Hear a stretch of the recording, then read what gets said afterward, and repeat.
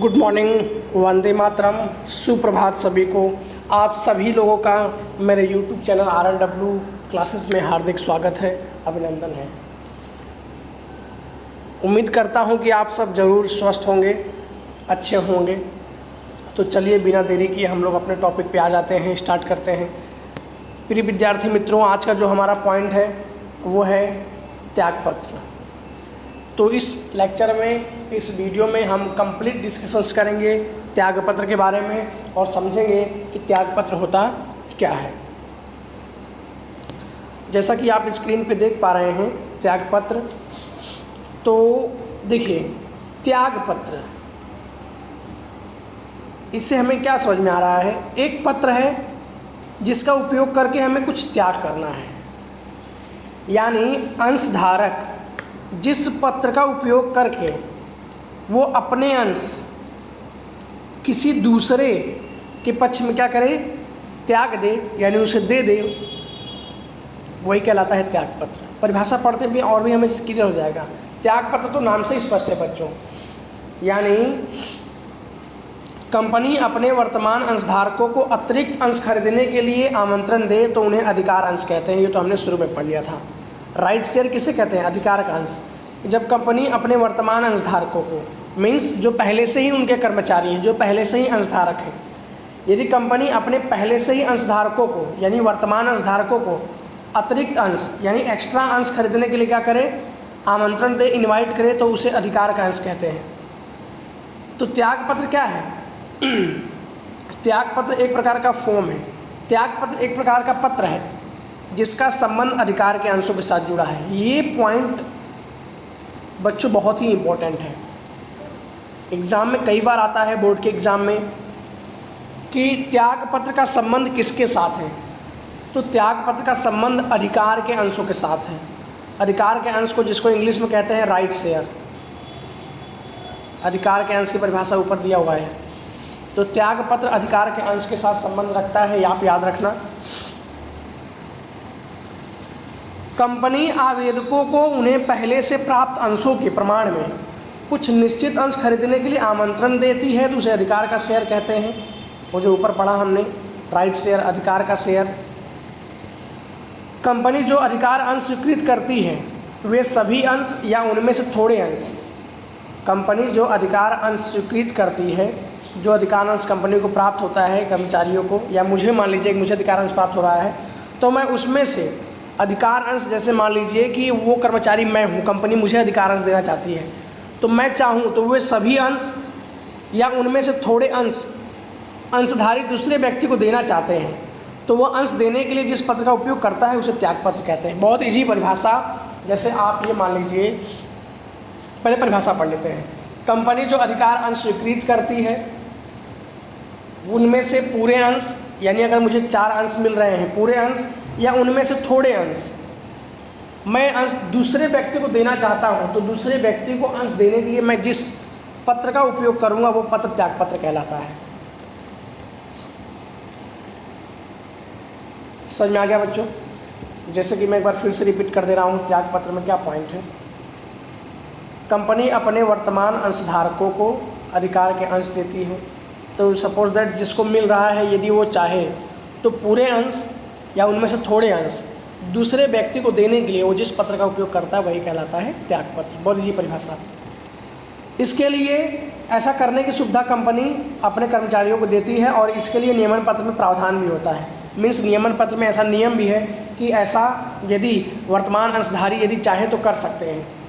इसीलिए त्यागपत्र अंश आवंटन पत्र के साथ भेजा जाता है। त्यागपत्र 2 भागों में विभाजित होता है, यानी त्यागपत्र जब अंश आवंटन पत्रक आपको दिया जाएगा, शेयर अलॉटमेंट स्टेटमेंट हमने ऊपर पढ़ा था, अंश आवंटन पत्रक के साथ ही कंपनी त्यागपत्र भेज देती है। यदि कोई व्यक्ति चाहे तो त्यागपत्र का उपयोग करके वो अपने अंश दूसरे व्यक्ति को दे सकता है। तो त्यागपत्र को 2 भागों में विभाजित किया गया है।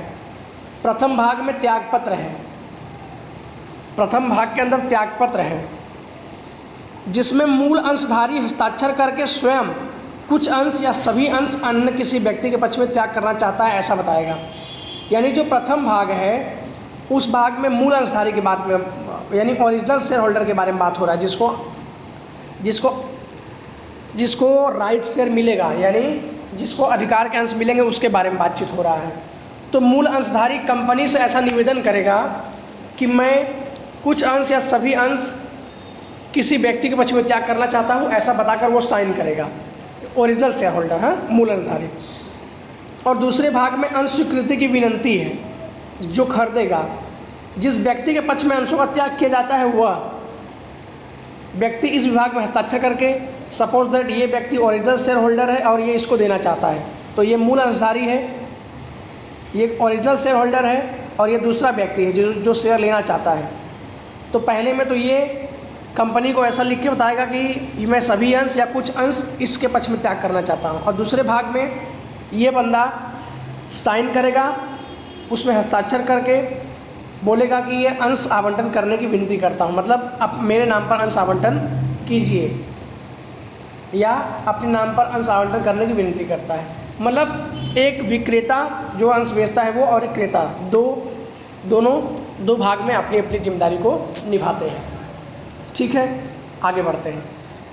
त्यागपत्र भेजने के लिए कंपनी समय मर्यादा निश्चित करती है। त्यागपत्र भेजने के लिए कंपनी क्या करती है, टाइम पीरियड फिक्स रहता है कि आप इसी समय मर्यादा में आप क्या कर सकते हो, त्यागपत्र भेज सकते हो। यदि इस मर्यादा में मूल अंशधारक की ओर से त्यागपत्र मिल जाए तो कंपनी आवेदन और आवंटन पत्रक में से उसके नाम के सामने योग्य नोट लिखती है, और जब सदस्य पत्रक बनाते हैं दूसरे व्यक्ति का नाम सदस्य के रूप में लिखा जाता है। बहुत ईजी। समय मर्यादा में यदि मूल अंशधारक की तरफ से त्यागपत्र मिल जाता है तो कंपनी आवेदन और आवंटन पत्रक के सामने एक नोट लिखेगी, टिप्पणी लिखेगी, और सदस्य पत्रक में इसका नाम काटकर दूसरे व्यक्ति का नाम सदस्य के रूप में लिख दिया जाएगा। अब आता है अंश आवंटन पत्रक। अंश आवंटन पत्रक की परिभाषा तो बहुत ही ईजी है। अंश आवंटन पत्रक से अलॉटमेंट स्टेटमेंट पढ़ लेते हैं, बहुत ईजी परिभाषा। पहले हम इसके अर्थ के बारे में पढ़ते हैं, फिर हम इसके सेक्रेटरी के कर्तव्य क्या हैं, मतलब अंश आवंटन के संबंध में सेक्रेटरी क्या क्या काम करते हैं वो हम पढ़ेंगे। अर्थ: कंपनियां सार्वजनिक निर्गमन के लिए प्रविवरण के द्वारा अंश खरीदने के लिए आम जनता को आमंत्रण देती हैं। ये पॉइंट शुरू में हो गया है कि आप सब जानते हो कि कंपनियां आम जनता को विज्ञापन पत्र के माध्यम से शेयर को खरीदने के लिए आमंत्रण देती हैं। प्राप्त आवेदन पत्रों के संदर्भ में अंश आवंटन की नीति संचालक मंडल की सभा में निर्धारित होती है। मतलब कितने आवेदन पत्र आए हैं, उस संदर्भ में किसको अंश कितना देना है, इसकी जो नियम है, नीति है, वो कहाँ पर डिस्कस होगा, वो कहाँ पर निर्धारित होगा, संचालक मंडल की सभा में तय होते हैं। इस नीति और प्रवर्तमान नीति नियमों के अंतर्गत आवेदक को, जो व्यक्ति शेयर खरीदना चाहता है, उसको कितने अंश किस स्तर पर बांटना है यह निश्चित किया जाता है। संचालक मंडल यह तय करते हैं कि आवेदक को कितने अंश और किस स्तर पर बांटना है, ये संचालक मंडल तय कर लेते हैं।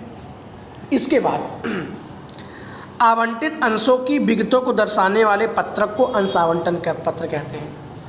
आवंटित अंश दर्शाता एक पत्रक तैयार होगा, उस आवंटित अंश पत्रक एक विवरण तैयार होगा, यानी आवंटित अंशों की विगतों को दर्शाने वाले पत्रक को अंश आवंटन कहते हैं। अब आवंटित अंशों की विगत में क्या क्या आ सकता है, उसमें आवेदक का नाम, पता, कितने अंशों के लिए आवेदन किया वो, कितने शेयर आवंटित किए गए। जैसे किसी ने 5 शेयर के लिए आवेदन किया था लेकिन उसको 3 शेयर दिया गया, तो कितने आवेदन किए वो, कितना शेयर दिया गया वो, डीमैट खाता नंबर, डिपॉजिटरी आईडी नंबर आदि जानकारी दर्शाई जाती है आवंटन पत्रक के अंदर। यानी आवंटित अंशों के विगतों को दर्शाने वाला पत्रक कहलाता है अंश आवंटन पत्रक। उसके नीचे आपको परिभाषा में ये भी लिखना है कि इस पत्रक के अंदर क्या क्या आता है।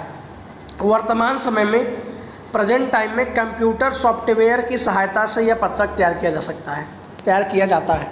कंप्यूटर सॉफ्टवेयर की मदद से आज के समय में अंश आवंटन पत्रक कंप्यूटर सॉफ्टवेयर की सहायता से तैयार किया जाता है। अब है अंश आवंटन संबंधी सेक्रेटरी के कर्तव्य, यानी सेक्रेटरी क्या क्या काम करते हैं अंश आवंटन के संबंध में। भारतीय अनुबंध कानून के समान प्रावधानों और कंपनी कानून की विशिष्ट व्यवस्थाओं के अनुसार अंश आवंटन के लिए कंपनी सेक्रेटरी निम्नलिखित कर्तव्यों का पालन करते हैं। मीन्स सेक्रेटरी तो जो नीति नियम को पालन करेंगे ही, कंपनी कानून के विशिष्ट प्रावधानों का पालन करते हुए सेक्रेटरी के जो कार्य हैं वो निम्नलिखित हैं। पहला, संचालक मंडल की सभा में जरूरी ठहराव पारित करना, अनुसूचित बैंक में जरूरी दस्तावेज प्रस्तुत करके एस्क्रो खाता खुलवाना। ये तो हमने ऊपर कई बार पढ़ लिया है। संचालक मंडल की सभा में क्या होगा, ठहराव पारित होगा और किसी भी अनुसूचित बैंक में ज़रूरी दस्तावेज को प्रस्तुत करके पहले कंपनी एस्क्रो खाता खुलवाएगी। ये पॉइंट ऊपर आ चुका है। दूसरा, सारे पॉइंट रिपीट हो रहा है। शेयर लिस्टिंग के लिए मान्य शेयर बाजारों के साथ करार करना चाहिए, ये भी पॉइंट ऊपर हो गया है।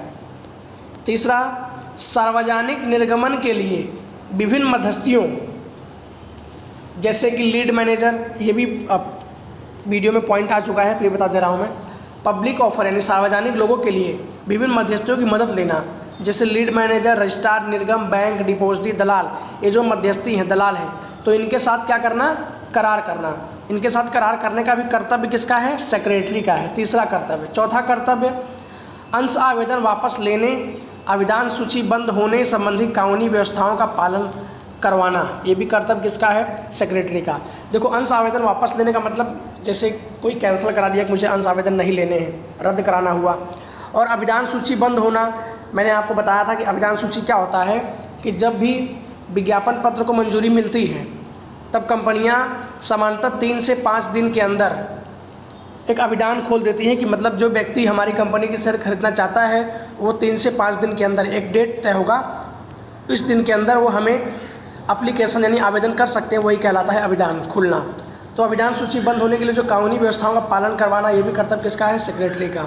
इसके बाद अंश आवेदन पत्र, जो हमने ऊपर पढ़ा, अंश आवेदन पत्रों का वर्गीकरण, आवेदन पत्रों का वर्गीकरण और सूची तैयार करवाने का काम भी किसका है, अंश आवेदन पत्रों का वर्गीकरण। मैंने आपको 4 पॉइंट बताया था।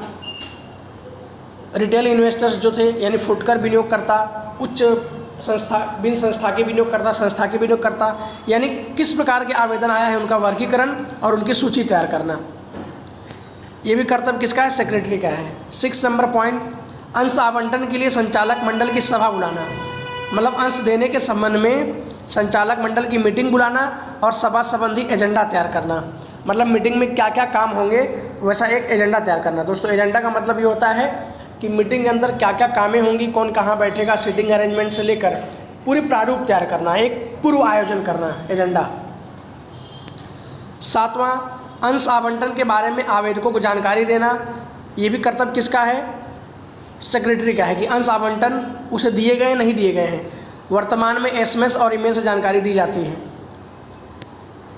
आवेदन पत्रों की अस्वीकृति की जानकारी आवेदकों को देना। 7 नंबर में पॉइंट है स्वीकृति, यानी उसे शेयर मिले या नहीं मिले उसकी जानकारी देना। और 8वें में अस्वीकृति, यानी शेयर नहीं मिला। 7वें में था कि शेयर मिला उसकी जानकारी देना और 8वें में शेयर नहीं मिला उसकी जानकारी देना, अस्वीकृति। इसके बाद 9 नंबर का पॉइंट है अंश आवंटन पत्रक को कंपनी रजिस्ट्रार के पास क्या कराना, रजिस्टर कराना। यानी अंश आवंटन पत्रक जो हमने ऊपर पढ़ा कि विगत दर्शाता हुआ एक पत्रक तैयार किया जाता है आवेदकों का, तो उसको कंपनी रजिस्ट्रार के समक्ष पंजीकरण करवाना। अगर अभिगोपन करार किया हो तो अभिगोपकों, अंडर राइटर्स, ये भी मैंने बच्चों आपको बता दिया अभिगोपक क्या होते हैं। अंडर राइटर्स को निर्धारित कमीशन की रकम चुकाने का भी कर्तव्य सेक्रेटरी का है। मतलब ये जो पॉइंट पढ़ रहे बच्चों, इसमें सेक्रेटरी क्या क्या काम करते हैं वो सब बताया गया, उनके जो कर्तव्य, सभी काम सेक्रेटरी करते हैं। इसके बाद लीड मैनेजर, डिपॉजिटरी, दलाल, आवेदन, रजिस्ट्रार आदि को निर्धारित किए गए अनुसार पारिश्रमिक की रकम चुकाना। यानी ये जो सब मध्यस्थी हैं इनको इनका पारिश्रमिक यानी वेतन चुकाने का भी काम किसका है, सेक्रेटरी का है। और लास्ट है पॉइंट बच्चों, अंश आवंटन बाद करार किए मान्य शेयर बाजारों में शेयर की लिस्टिंग कराना। यदि अंश आवंटन दे दिया गया है तो उसे शेयर बाजार में पंजीकरण कराने का भी काम किसका है, सेक्रेटरी का है। तो इस तरीके से हमारा अंश आवंटन इस वीडियो के अंदर त्यागपत्र के 2 भाग और अंश आवंटन पत्रक, अंश आवंटन संबंधी सेक्रेटरी के कर्तव्य, ये पॉइंट यहाँ तक आज पूरा हो गया। बाकी हम इसके बाद नेक्स्ट वीडियो में शेयर किस्त, शेयर हफ्ता के बारे में डिटेल में पढ़ेंगे। ये पॉइंट इंपॉर्टेंट है बच्चों, एग्जाम में आता है कई बार। उम्मीद है कि आपको ये वीडियो ज़रूर समझ में आया होगा। धन्यवाद। वंदे मातरम। मिलते हैं नेक्स्ट वीडियो में।